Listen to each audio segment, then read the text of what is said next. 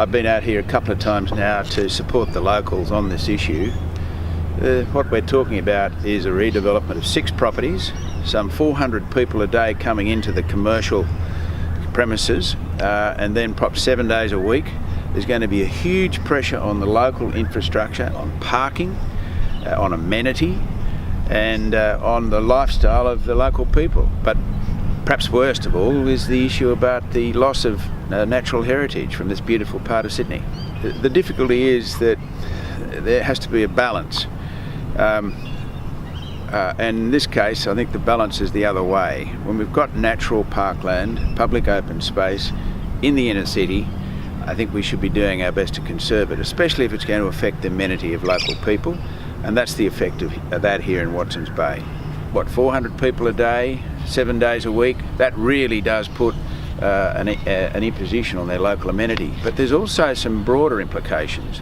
We can't really afford to lose our public open space in the inner city areas. We don't have enough public open space.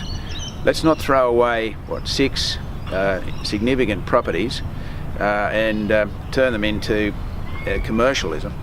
And also, of course, there's significant Indigenous heritage in this area. I've been proud to be supported by the Eora peoples in my campaign here, and I think it'd be a matter of some significance for them to lose or have some derogation of the Indigenous walking tracks in this area. This is the city's lungs. We can't afford to lose our city's lungs. It's adjacent to the Sydney Harbour Foreshore Federation Trust, which I helped set up some 20 years ago when I was the local mayor, and then a little bit later as a local member.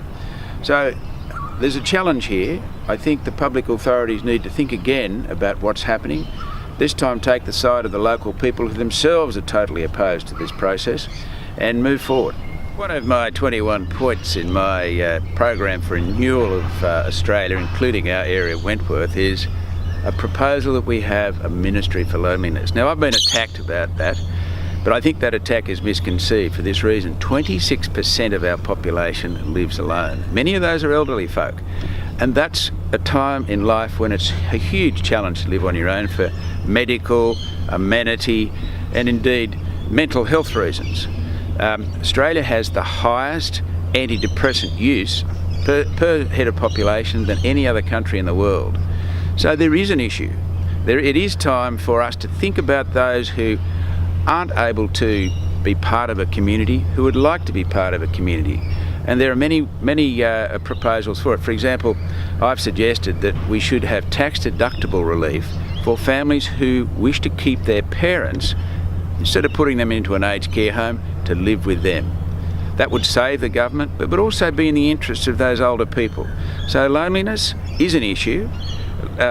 As our society becomes more complex, we're all on our phones, we're not talking to people day by day, and we're losing that sense of communication, of conversation, of community, which is so much part of a full life. She's a star in our family, of course. She recently got 3,000 likes on a family post, so she's doing very well.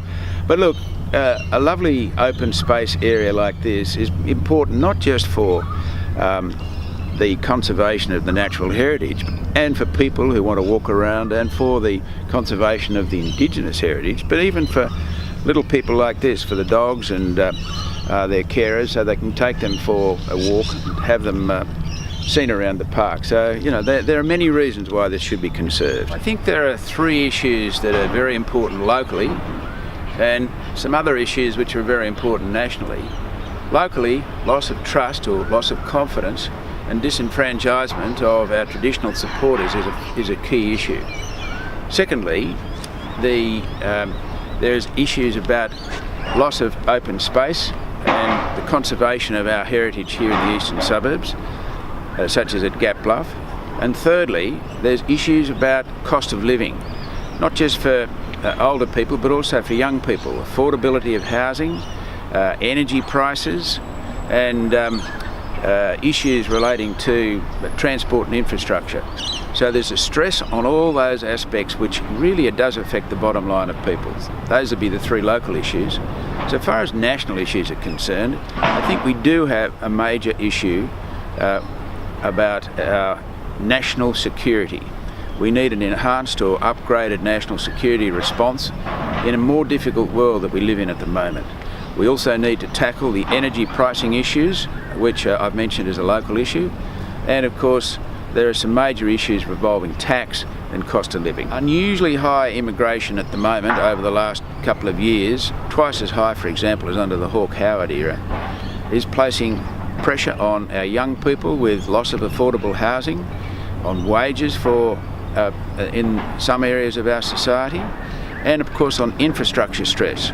So I think the time has come for us to redress that and to take a more balanced approach.